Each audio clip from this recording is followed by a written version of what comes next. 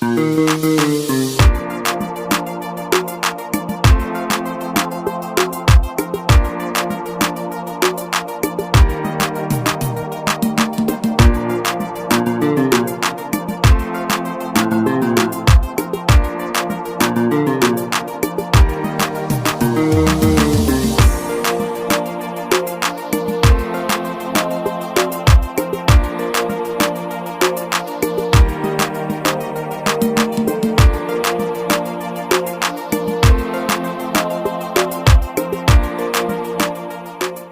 fois de plus, bonjour bien-aimés. Nous allons ce matin étudier le texte de la femme de mauvaise vie qui va laver les pieds de Jésus. Ce matin, nous allons voir le parfum de nard. Ce parfum de grand prix, bien-aimé, qui est versé sur les pieds de Jésus-Christ. Bien-aimés, dans ce texte, nous avons un grand symbolisme. Oh oui, un très grand symbolisme d'adoration. Lisons Luc chapitre 7, versets 36 à 50. Un pharisien pria Jésus de manger avec lui. Jésus entra dans la maison du pharisien et se mit à table.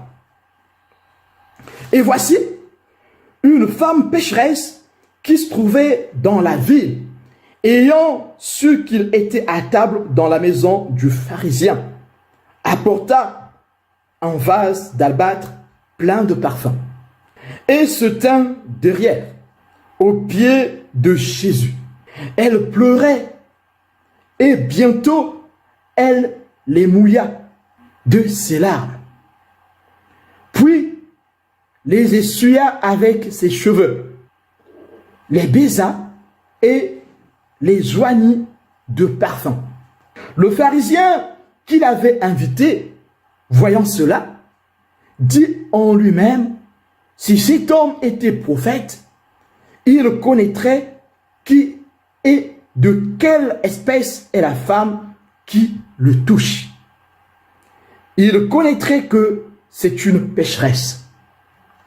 Jésus prit la parole et lui dit, Simon, j'ai quelque chose à te dire. Maître, parle, répondit-il. Un créancier avait 2 débiteurs. L'un devait 500 deniers et l'autre 50. Comme il n'avait pas de quoi payer, il leur remit à tous 2 leurs dettes. Lequel l'aimera le plus? Simon répondit, celui, je pense, auquel il a le plus remis. Jésus lui dit, tu as bien jugé. Puis, se tournant vers la femme, il dit à Simon, vois-tu cette femme? Je suis entré dans ta maison et tu ne m'as point donné l'eau pour laver mes pieds. Mais elle les a mouillés de ses larmes et les a essuyés avec ses cheveux. Tu ne m'as point donné de baiser. Mais elle, depuis que je suis entré, elle n'a point cessé de me baiser les pieds. Tu n'as point versé d'huile sur ma tête. Mais elle a versé du parfum sur mes pieds. C'est pourquoi, je te le dis, ses nombreux péchés ont été pardonnés, car elle a beaucoup aimé. Mais celui à qui on donne peu, aime peu. Et il dit à la femme, tes péchés sont pardonnés. Ceux qui étaient à table avec lui se mirent à dire en eux-mêmes, qui est celui-ci qui pardonne même les péchés? Mais Jésus dit à la femme, ta foi t'a sauvée, va en paix. Amen. Bien-aimés, nous avons ici une merveilleuse histoire où Jésus est oint par une femme pécheresse. Jésus n'est pas oint par une femme noble, par une femme respectueuse, par une femme vertueuse. Jésus est oint par une femme pécheresse. Je suis venu non pour chercher les justes, je suis venu pour sauver ceux qui sont perdus. C'est ce que dit lui-même le Seigneur. Jésus, dans cette histoire, est au début de son ministère. Il se trouve ici dans la maison de Simon, le pharisien, à Naïm, en Galilée. Bien-aimés, cette histoire nous parle de 3 personnes. De Jésus, le Fils de Dieu, le Sauveur du monde. De Simon le pharisien, un homme pieux. Et de la femme pécheresse, la femme de mauvaise vie. Bien-aimés, nous allons étudier chaque personnage. Plus précisément, le personnage de Simon, le pharisien, et de la femme pécheresse. Ce texte dit, bien-aimé, un pharisien pria Jésus de manger avec lui. Bien-aimé, ce pharisien ici prie le Christ de manger avec lui, de manger chez lui. Bien-aimé, quand ce pharisien fait cette demande à Jésus avec empressement, il ne le fait pas dans le but de faire rentrer Jésus dans sa vie, bien-aimé. Et en priant Jésus de manger avec lui, le pharisien a invité tous les notables de la ville. Ce pharisien ici est un homme pieux, un homme menant une vie pieuse. Ce pharisien ici est un homme légaliste. Il est dans le légalisme, il est dans le formalisme. Ce pharisien considère les traditions de ses pères plus que la loi de Dieu, celle qui consiste dans l'amour et dans la miséricorde, celle qui est écrite dans la Torah. Il a plus d'estime pour les traditions de ses pères que la parole de Dieu, comme tous les pharisiens d'ailleurs. Oh, ce pharisien bien-aimé est comme tous les autres pharisiens qui se croient sans péché, qui se croient supérieurs aux autres, qui se croient connaître toute la loi. Bien-aimé, ce pharisien est à l'image du pharisien qui entrait dans le temple prier. À côté de lui, il y avait le publicain qui ne pouvait que frapper son cœur parce qu'il se sentait pécheur. Mais l'autre, le pharisien, se glorifiait de ce qu'il était juste. Mais dans Luc 18, versets 9 à 14, le Seigneur dit que celui qui était justifié, c'est le publicain qui s'est reconnu pécheur qui a été justifié. Mais bien aimé, dans le but de recevoir la gloire des hommes, dans le but de faire le buzz, Simon pria Jésus de manger avec lui. Simon demanda avec instance à Jésus d'entrer chez lui afin de dîner avec lui, afin de manger avec lui. Bien aimé, Simon a invité le Christ, pas pour l'inviter dans sa vie, mais il a invité chez lui pour faire le buzz, pour être reconnu. Simon savait que celui qu'il invite, c'est quelqu'un qui a de la notoriété. Jésus, dès le début de son ministère, était reconnu de tous comme étant un grand prophète. À Cana, nous avons vu le miracle qu'il a opéré. Il a transformé l'eau en vin, bien-aimé. Et c'est en Galilée que le Christ a fait cela. C'est en Galilée que le Christ a transformé de l'eau en vin, à Cana.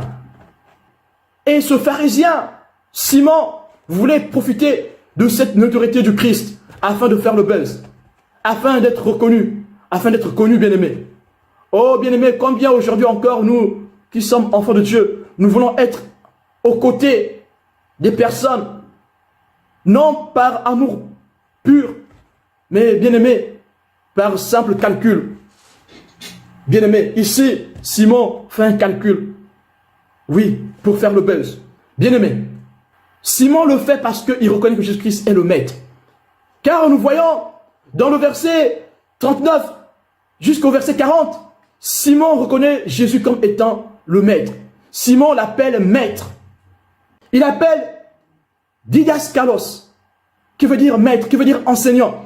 Ce pharisien reconnaît Jésus comme étant un enseignant, quelqu'un qui attire les foules autour de lui. Bien aimé, le titre de maître était donné à ceux qui attiraient les foules autour d'eux. À l'instar de Jean-Baptiste. Jean-Baptiste a été appelé maître, car il a tiré les foules autour de lui. Le titre de maître est donné aussi aux docteurs, aux scribes, aux docteurs, ceux qui enseignent la loi. Quand ils enseignent, les gens sont captivés. Ces docteurs avaient la science pour enseigner le peuple de Dieu, pour montrer le chemin au peuple de Dieu. Et on les appelait maîtres, on les appelait rabbins. Et ce pharisien reconnaît à Jésus-Christ le titre de rabbi. Voilà pourquoi il peut l'inviter. Il reconnaît à Jésus-Christ le titre d'un grand enseignant. Voilà pourquoi il peut l'inviter. Bien-aimé, au lieu d'inviter Jésus dans sa vie, il veut juste que Jésus soit à ses côtés pour être reconnu. Mais bien-aimé, dans cette démarche, il ne reconnaît pas Jésus comme étant prophète, car il murmure dans son cœur. Verset 39, le pharisien qu'il avait invité, voyant cela, dit en lui-même, si cet homme était prophète, il connaîtrait qui et de quelle espèce est la femme qui le touche. Il connaîtrait que c'est une pécheresse. Jésus prit la parole et lui dit, Simon, j'ai quelque chose à te dire. Maître, parle. Répondit-il. Bien-aimé, le pharisien dit, Maître, parle. Il reçoit le Christ chez lui en tant que maître, en tant que grand enseignant. Mais il ne reconnaît pas en Christ le prophète, le grand prophète. Maître, maître, et non prophète. Il juge le Christ dans son cœur, sans pourtant examiner, sans pourtant discerner qui est le Christ, qui est la personne qu'il a invitée. Bien-aimé, s'il avait invité le Christ dans le but de transformer sa vie, dans le but de rentrer dans sa vie, bien-aimé, il aurait réussi à voir Jésus comme étant le sauveur, comme étant le prophète. Mais lui, qui a eu cette notoriété de recevoir le grand enseignant qui attire les foules chez lui, n'a pas eu l'intelligence de discerner que la personne qu'il avait invitée n'était pas qu'un simple enseignant qui attire les foules, quelqu'un d'éloquent, mais cette personne était quelqu'un qui sauve, était le sauveur même du monde, la lumière. Alors, bien-aimé, le pharisien, en ayant cette attitude, n'a pas invité la lumière dans sa maison. Le pharisien était juste à côté de la lumière, tout en restant dans ses ténèbres, bien-aimé. Dans cette méprise du pharisien, le Seigneur Jésus-Christ va lui démontrer par la suite qu'il est prophète. Bien-aimé, le Seigneur va répondre à ses interrogations intérieures. Le Seigneur va répondre à ses pensées intérieures en lui démontrant qu'il est prophète. Mais bien-aimé, quelle est notre attitude face au Seigneur? Si Simon le pharisien avait compris qui était le Christ, il aurait invité le Christ comme étant le sauveur de sa vie. Si Simon le pharisien avait discerné qui était le Christ, il l'aurait servi. Bien-aimé, le Christ lui dit, j'ai une chose à te dire. Un créancier avait 2 débiteurs. L'un devait 500 deniers et l'autre 50. Comme ils n'avaient pas de quoi payer, il leur remit à tous 2 leurs dettes. Lequel l'aima le plus? Le pharisien, c'est quelqu'un de cérébral. Il est intellectuel. Il a compris l'énigme et il répond à la question. Il dit, celui, je pense, auquel il a le plus remis.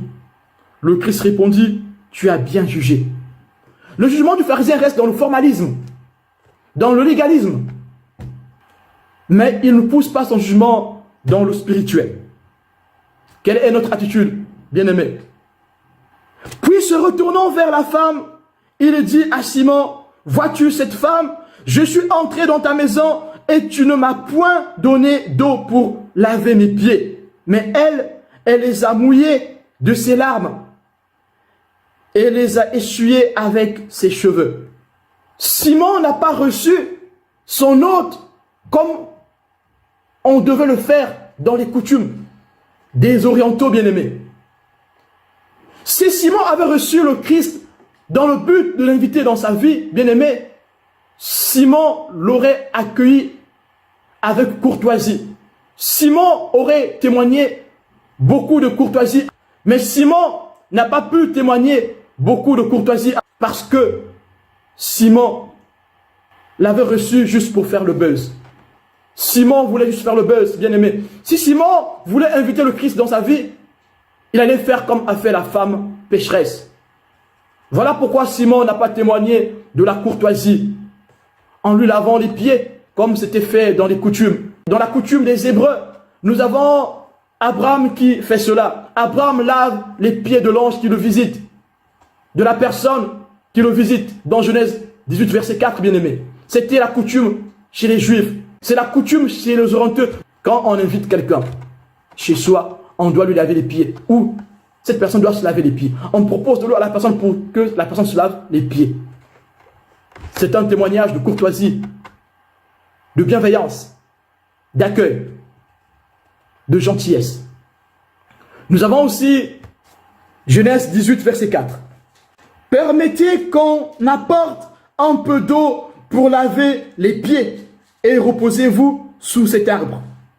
Ici, ce sont les 3 visiteurs qui viennent voir le père Abraham sous les chênes de Mamré. Et ces 3 visiteurs, Abraham leur propose l'hospitalité. Abraham leur propose de se laver les pieds. Genèse chapitre 19, verset 2. Ici, ce sont les anges qui viennent, qui passent par là où habite Abraham pour se diriger vers Sodome. Et ces 3 personnes aussi, Abraham leur propose le lavage des pieds. Genèse 19, verset 2. Puis il dit, voici mes seigneurs, entrez, je vous prie, dans la maison de votre serviteur. Et passez-y la nuit, lavez-vous les pieds. Amen. Là aussi, ils doivent se laver les pieds. Vous avez aussi cette coutume dans 1 Timothée, chapitre 5, verset 10, bien-aimé. Paul donne ici un conseil à Timothée pour lui dire comment les veuves doivent se comporter à l'église. Verset 10. Qu'elles soient recommandables par de bonnes œuvres, ayant élevé des enfants, exercer l'hospitalité, laver les pieds des saints, secouru les malheureux, pratiquer toute espèce de bonnes œuvres. Amen. Laver les pieds des saints fait partie des bonnes œuvres que doivent pratiquer tous les enfants de Dieu. Ceux qui ont reçu le Christ dans leur vie doivent pratiquer ces œuvres. Mais bien aimé, le pharisien Simon ici ne veut pas recevoir Jésus dans sa vie. Il veut que Jésus soit juste à ses côtés pour faire le buzz. Voilà pourquoi il ne peut pas laver les pieds de Jésus. Voilà pourquoi il ne l'a pas proposé à Jésus-Christ.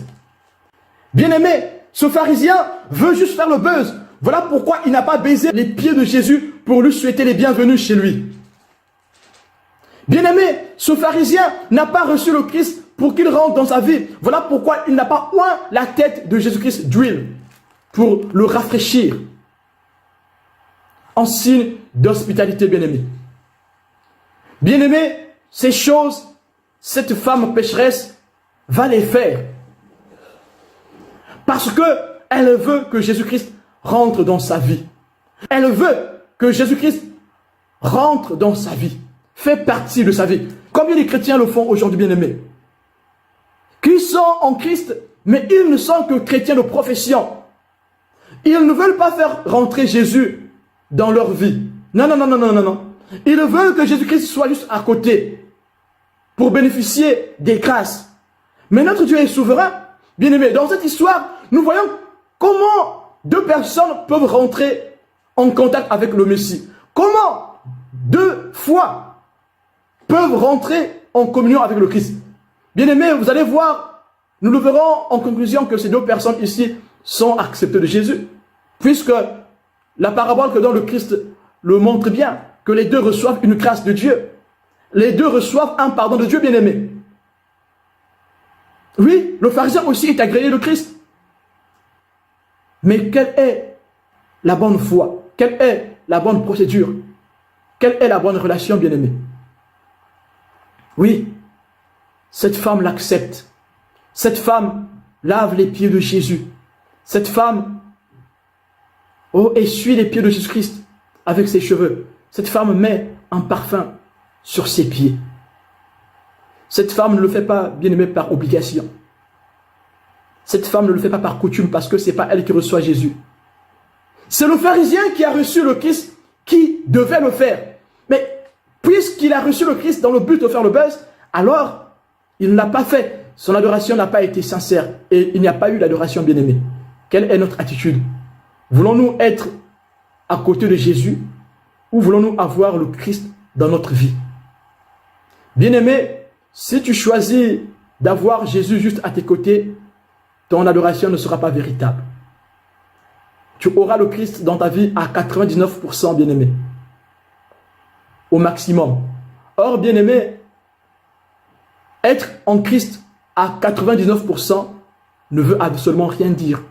La vraie adoration veut que nous soyons en Christ à 100%. Nous soyons à Christ à 100%.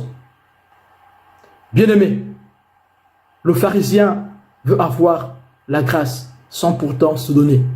Cette doctrine qu'on nous a enseignée, bien-aimé, ces derniers temps, la doctrine de posséder, la doctrine du moi, c'est toujours toi, toujours toi. Et quand on nous prêche le moi, le toi, nous sommes très contents. Tu es béni, tu es visité, c'est toi qui auras. Tu seras un grand prophète, tu seras un grand serviteur. Toi, tu auras un mari, tu auras une femme, tu auras un CD, tu seras riche. Toi, le toi. Le toi, pas le toi de ta maison, mais le toi, de tu. Le toi, c'est toujours le toi qui prime aujourd'hui. Bien-aimé, c'est ce qu'on nous a enseigné. On nous a rabâché le toi. Tu vas enfanter, tu vas te marier. Jamais tu vas te consacrer. Consacre-toi, jamais. Jamais, donne-toi, jamais. C'est toujours, tu vas recevoir. Tu vas avoir. Tu vas avoir, tu vas recevoir. Le pharisien était dans le toi. Tu vas. Je veux, je veux, je veux. Jamais je donne. Je donne. C'est toujours je veux. Je veux. Le pharisien voulait la notoriété. Le pharisien voulait la reconnaissance. Le pharisien voulait profiter de la notoriété du Christ. Voilà pourquoi il ne pouvait pas avoir le Christ dans sa vie. Si nous voulons que Dieu agisse en nous réellement bien-aimés, faisons comme cette femme. Appelons le Christ de notre vie. Oui, bien-aimés. Appelons-le sincèrement. La femme de mauvaise vie, bien-aimée, invite le Christ dans sa vie. Sert le Christ comme si c'est elle qui l'avait invité, pas par obligation, mais par amour. Parce que elle l'aime. Bien-aimés, parfois nous voulons nous comparer aux autres. Nous voulons montrer que nous sommes mieux que les autres. Mais bien-aimés, nos actes ne le prouvent pas. Le pharisien voulait se comparer aux autres en disant que c'est moi qui ai reçu le Christ, c'est moi qui ai donné à manger au Christ, je l'ai reçu chez moi. Mais bien aimé, ces actes n'ont pas prouvé qu'il aimait vraiment Jésus. Ces actes ont prouvé le contraire. Cette femme a fait la chose qui comptait aux yeux de Jésus-Christ. Ce qui compte pour nous, bien-aimés, ce n'est pas de nous comparer aux autres. Chercher à montrer que nous valons plus que les autres. Non, bien-aimés, ce n'est pas ce qui compte. Ce qui compte, c'est que nous puissions aimer le Seigneur de tout notre cœur. Nous puissions montrer au Seigneur des preuves d'amour. Le Seigneur ne veut pas juste des beaux discours, bien-aimés, des actes superficiels, des actes partiels. Le Seigneur veut des actes profonds, des preuves d'amour, où le don de soi est véritable, bien-aimé.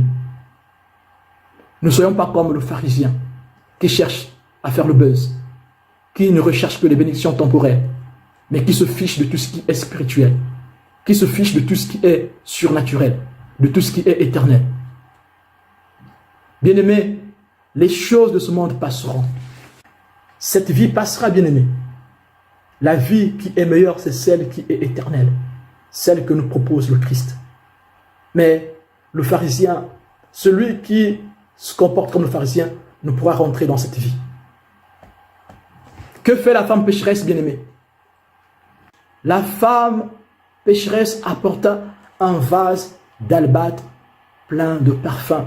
Cette femme se faufila parmi les hommes.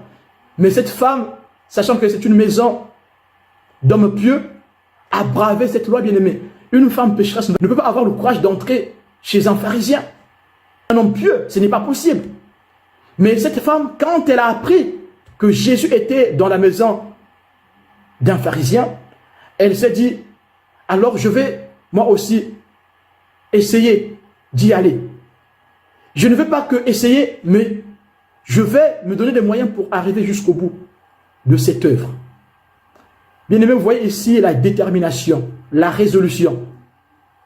La foi qui sauve, bien-aimé, vient de la détermination, de la résolution. Il faut que nous soyons déterminés, il faut que nous soyons résolus dans l'acte que nous voulons poser pour notre Dieu. Dans l'acte d'amour que nous voulons poser pour Dieu, il faut que nous soyons déterminés, il faut que nous soyons résolus. Bien-aimé, aucune barrière ne pouvait arrêter cette femme d'atteindre son but. Son but était d'adorer le Christ, d'aller au pied du Maître. Alors, ni les pharisiens, ni ses invités ne pouvaient arrêter cette femme. Bien-aimés, nous avons ici des symbolismes faufilés, comme a fait la femme qui souffrait des pertes de sang. Elle s'est faufilée dans la foule jusqu'à attraper le pan de la robe du Christ. Cette femme aussi s'est faufilée parmi ses invités, sans gêne. Elle qui est une femme de mauvaise vie, rien que par son accoutrement, bien-aimé, on pouvait voir que c'est une femme de mauvaise vie. Elle n'était pas voilée, ses cheveux étaient étalés sur son dos, elle avait de longs cheveux qui tombaient jusqu'au dos, bien-aimé. Signe d'une femme pécheresse. Cette femme a bravé la honte. Cette femme a bravé le jugement des hommes. Quand une femme pécheresse passait, personne ne pouvait l'effleurer ni lui dire bonjour. On devait lui laisser le trottoir. Mais cette femme a bravé cette honte. Elle est arrivée jusqu'au pied du Maître, bien-aimé. Voilà la vraie adoration. Le royaume des cieux appartient à ceux qui sont violents. Mais bien-aimé, que symbolise le vase d'albâtre? Bien-aimé, un point est mis sur le vase d'albâtre. La constitution du vase. L'albâtre est un matériau bien précieux. C'est un matériau qui est semblable au marbre. L'albâtre est semblable au marbre. Mais l'albâtre est plus malléable. On peut facilement utiliser l'albâtre. On peut facilement tailler l'albâtre, bien-aimé. Le vase qui contient le parfum est fait d'albâtre. Un matériau noble, facile à utiliser, facile à tailler, bien-aimé. Un matériau précieux, mais aussi qui brille.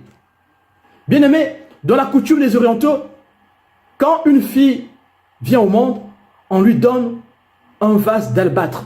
Et à chaque anniversaire, on devait donner à la jeune fille un peu de parfum de grand prix. Et la fille prenait le parfum de grand prix, mettait dans le vase d'albâtre. Ce parfum était réservé pour son mariage.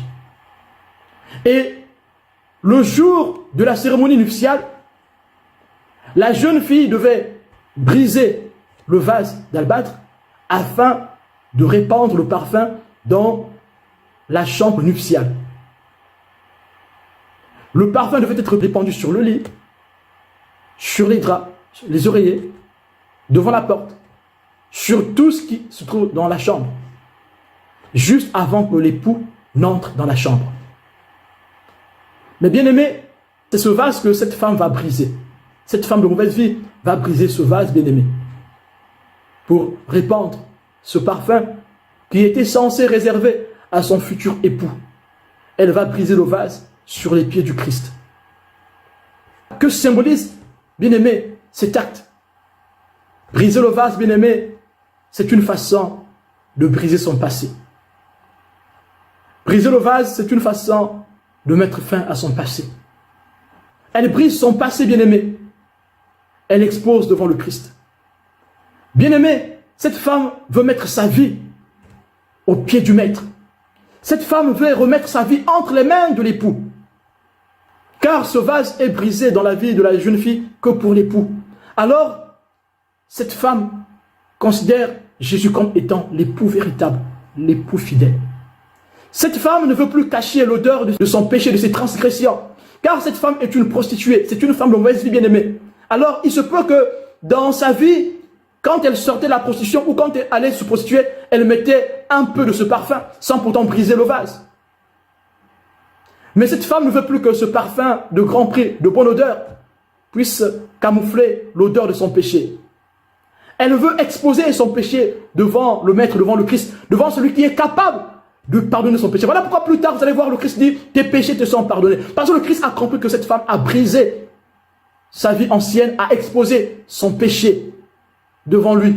Cette femme ne voulait plus couvrir son péché par ce parfum doux. Cette femme ne voulait plus couvrir l'odeur de sa prostitution, de son péché, par ce doux parfum. Cette femme ne voulait plus avoir des secrets dans sa vie. Cette femme ne voulait plus couvrir sa honte. Cette femme a exposé sa honte. Fini les secrets, fini la honte. Cette femme, en brisant ce vase, voulait se mettre à la lumière du Christ, voulait se mettre sous la lumière du Christ, pour que s'évanouissent ces ténèbres. Bien-aimés, nous aussi, le Seigneur nous appelle à briser nos vases. Si nous avons des vases, brisons les bien-aimés. Brisons les vases, brisons notre passé. Mettons au pied du Maître notre passé, afin que nous ayons le Christ, celui qui est capable de nous transformer, celui qui est capable de nous changer, de changer notre attitude, de changer notre vie, de changer notre cœur, de changer notre présent et notre futur, bien-aimé. Brisons le vase, arrêtons avec le passé, exposons notre passé devant le Christ, afin qu'il nous pardonne, afin qu'il nous bénisse, des bénédictions spirituelles et temporaires. Bien-aimé, quiconque veut aller à Christ doit accepter de se mettre dans la lumière. Mais celui qui refuse d'aller à Christ, il refuse d'aller à la lumière de peur que ces ténèbres soient dévoilées. Parce que celui qui accepte Jésus, sa vie sera sur la lumière. Mais or, si tu veux continuer à vivre dans la transgression, tu auras peur que tes ténèbres soient dévoilées. Tu auras peur que tes transgressions soient dévoilées. Alors, qu'est-ce que tu fais? Tu fuis la lumière du Christ. Jean 3, verset 20 le dit. Car quiconque fait le mal est la lumière et ne vient point à la lumière, de peur que ses œuvres ne soient dévoilées. Vous pouvez aussi lire Matthieu 4, verset 16. Bien-aimé, ce parfum que cette femme verse, devient l'expression de sa profession de foi pour le Christ. Ce parfum devient l'expression d'une réelle donation d'elle-même, bien-aimée, d'un réel don de soi. Brisons le vase. Le Seigneur nous appelle ce matin de briser le vase, afin de rentrer dans une réelle adoration. Bien-aimé, cette femme vient au pied de Jésus, derrière lui, en pleurant. Bien-aimé, ces pleurs ici peuvent symboliser le chagrin. Le chagrin sur son passé, espérant que le Christ puisse lui pardonner. Ces larmes ici expriment un cœur contrit, un cœur triste, la tristesse selon Dieu qui emmène à la repentance. Cette femme, en pleurant sur les pieds du Christ, est en train d'exprimer sa repentance. Ces larmes aussi expriment l'amour qu'elle a pour Jésus, car elle veut que Jésus soit son époux, soit son maître, celui qui dirige sa vie. Ici, elle baise les pieds du Christ en signe d'adoration. Nous voyons l'expression d'un cœur qui est sincère devant le Christ. L'expression d'un cœur qui veut que le Christ entre dans sa vie et non que le Christ soit juste à côté d'elle pour l'accompagner. Cette femme qui est appelée femme de mauvaise vie, juste par son apparence, est en train d'adorer le Christ. Elle est déterminée à s'approcher. Elle se fiche des jugements.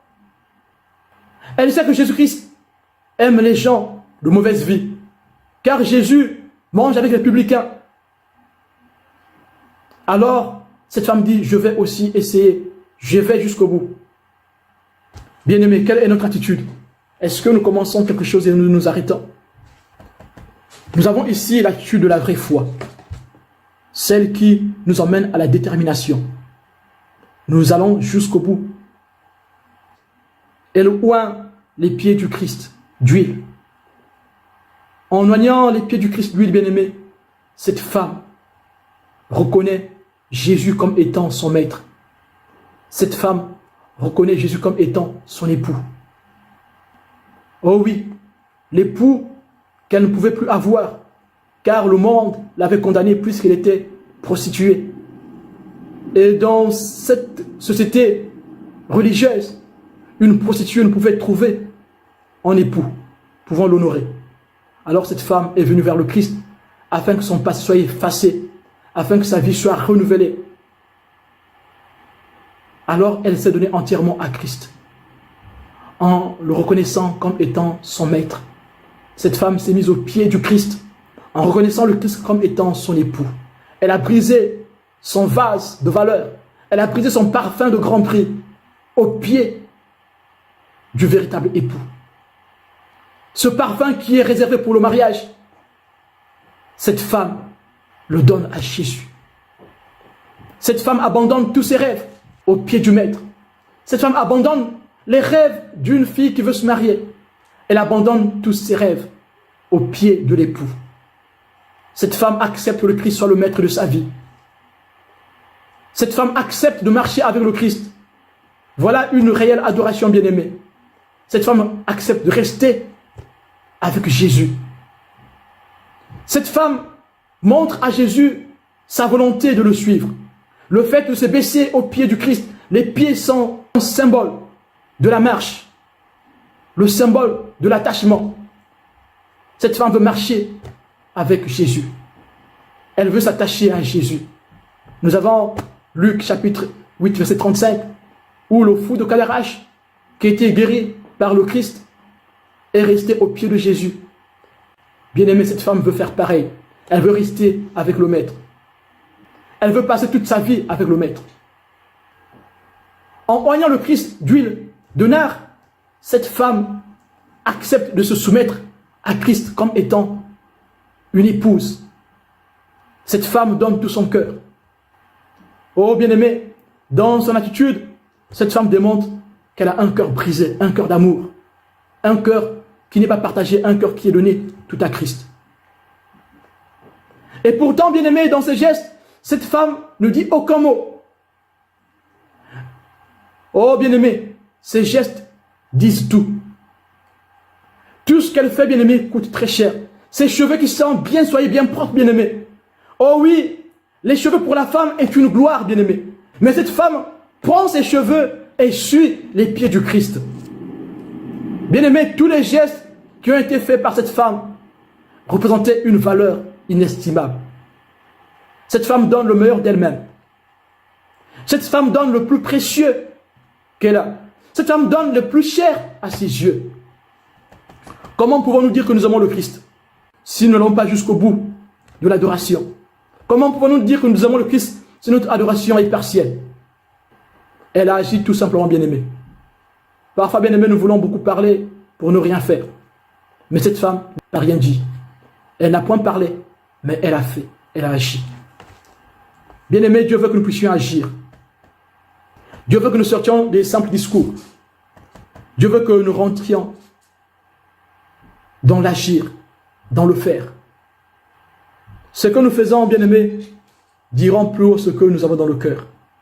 Cette femme, ce qu'elle a fait, a dit plus haut que ce qu'elle pensait, que ce qu'elle avait dans le cœur. Alors le Christ pouvait juger ses actes. L'adoration de cette femme était véritable, bien-aimée. Ce récit nous montre la réalité de deux formes d'adoration, de deux personnes qui rentrent en contact avec le Christ pour l'adorer. Il y a un qui y va pour son intérêt, l'autre qui y va pour l'intérêt du Christ. Et le Christ pouvait le dire. Cette femme a fait pour moi ce que tu n'as pu faire, Simon, toi qui m'as reçu. Bien-aimés, ayons l'attitude de la femme pécheresse quand nous rentrons en contact avec le Christ. Nous voyons tous que le pharisien qui pensait être bon, pieux, n'a pas reçu le même pardon qu'a reçu la femme pécheresse. Et Jésus-Christ dit, Au verset 47, c'est pourquoi je te le dis, ses nombreux péchés ont été pardonnés, car elle a beaucoup aimé. Mais celui à qui on donne peu, aime peu. Le pharisien a reçu peu du Christ, parce qu'il n'a pas manifesté la volonté de faire rentrer le Christ dans sa vie. Ceux qui reçoivent beaucoup, bien-aimés, ce sont ceux qui manifestent la volonté de faire rentrer le Christ dans leur vie. Bien-aimé, tu veux continuer à recevoir peu ou tu veux recevoir beaucoup? Aujourd'hui, bien-aimé, nous avons ces deux chrétiens dans l'église. Ceux qui veulent recevoir peu et ceux qui veulent recevoir beaucoup. Bien-aimé, ceux qui reçoivent peu, ce sont ceux qui s'arrêtent au temporel. Leur adoration n'est que pour le temporel. Mais ceux qui reçoivent beaucoup, ce sont ceux qui veulent aller dans le spirituel, dans le perpétuel, dans ce qui est éternel. Le Seigneur nous interpelle encore ce matin. Rentrons dans le réel pardon. Ne soyons pas à 99%. Cherchons le 100% avec Jésus. Ne nous contentons pas des choses temporelles. Recherchons les choses spirituelles.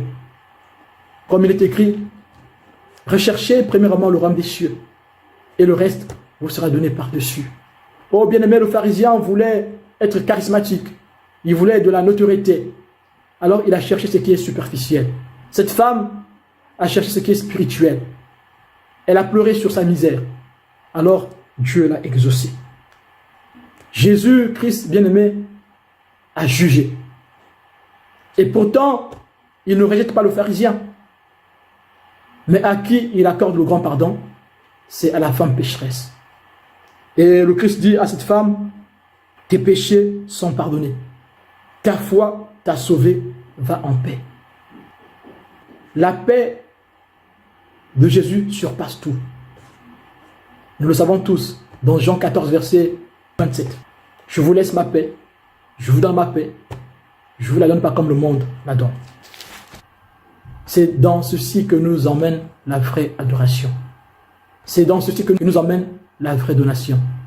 Bien-aimés, donnons-nous entièrement afin de recevoir la paix de Dieu qui surpasse tout. Que Dieu vous bénisse, on va prier tous ensemble.